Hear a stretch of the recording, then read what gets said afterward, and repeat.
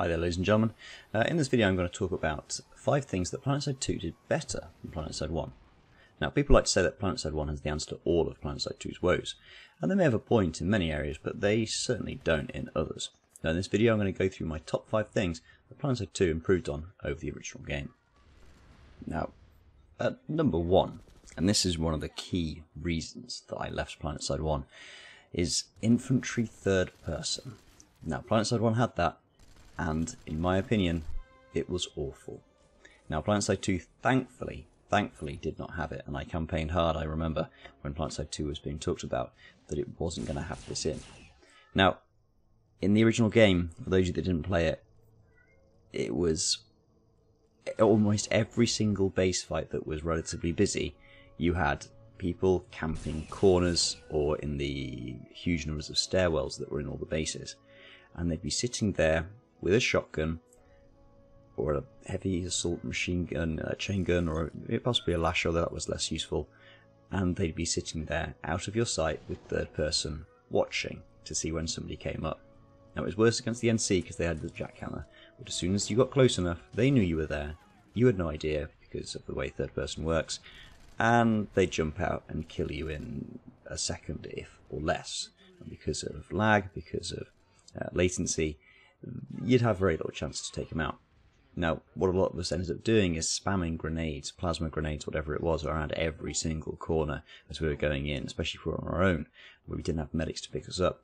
And yeah, now if you're out in the field, then you'd be stood behind a tree, you'd have third person on seeing what's behind it, so it would make suppressing fire and flanking less effective. If you can argue suppressing fire works in video games, I like to think it does, possibly, maybe, but yeah. It was one of the key things that made me leave the game, and yeah, I was really pleased, as I said, that it didn't make it into the sequel. Now my number 2 thing was classes. This was a pretty controversial decision of the developers of PlanetSide 2 to include classes, because the PlanetSide 1 community was dead against it on the whole. Some people supported it, some people were biding their time and seeing how it turned out, but a lot of people were very, very worried. And they were worried because PlanetSide 1 had an inventory system which allowed you to fully customize whatever it was that you were using. So you could have decimators, you could have heavy assault guns, you could have a pistol, you could have a armor repair kit or a medic tool, and then possibly even in your backpack have a remote electronics kit which would allow you to actually hack things, because you had to have that to be able to hack anything at all. Now, you were limited by the amount of space you had, so you had agile troops which had less space than the heavy assaults and less holsters, and yeah, so you were limited by how much stuff you could carry, but you couldn't necessarily tell whether or not that agile was going to be packing a decimator or not. Now, you could see things on players' backs, which was fantastic, but you didn't know what they had tucked away.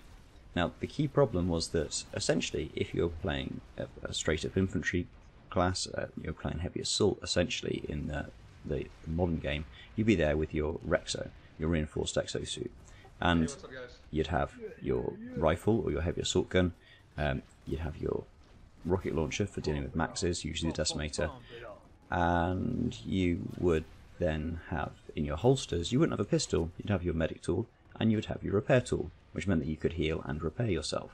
Now, yeah, sure, you've got medical kits in the sequel, but it meant that essentially everybody was playing as a super soldier. You didn't need to rely on teammates, and although there are issues with the class system, I mean, heavy assault has been argued about for the past 5 years, you do have that reliance on other classes. Okay, you need medics, you need recon guys with playing infiltrator, you need engineers for ammunition, and while some of that's been diluted with the implant system, it is really useful because it means that you can see what class piece someone's playing, and you know that they can either help you out or not. You know what you're facing if you're opposing them, and in my opinion it was a great change and it worked out really well. Now my third thing is headshots.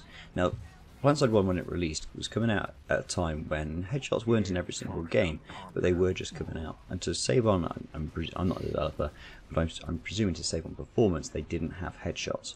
Now what this meant is that the time to kill was far, far greater than it is in the sequel. And it also meant that very quickly PlanetSide 2 started showing its age in core gameplay mechanics-wise. Now, in my argument, is that headshots reward skill and positioning over pure weapon choice, because it really did make a huge difference in PlanetSide 1 whether you were carrying a rifle which had a sustained damage over a long time, but it was, and over a good distance, but it wasn't really, it didn't have that initial punch, that alpha damage, to use a phrase, that heavy assault weapons did then. And it meant that if you were inside and you were using a medium assault rifle like the Pulsar or the Cycler or whatever, then you would be at a disadvantage up close to somebody using a heavy assault weapon. Now, I much prefer the fact that in PlanetSide 2 you can get the flank on people, even if they're using the heavy assault guns, and using headshots you can take them out real quick, and it's much more rewarding for your positioning, like I mentioned. Now, the fifth and final thing I'm going to mention in this video is the low time until combat. Now, this was a major focus of the devs when they were making PS2. We can tell by the close proximity of what were the satellite bases to the main bases, and the much shorter distances between all of the bases and the spawn points that there are in the game compared to PlanetSide 1.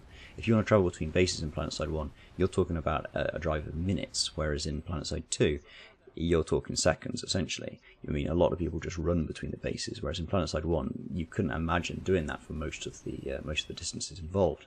Now, in part because of the slower movement speed and all the rest, but with that said, it does make things a lot faster, a lot more engaging.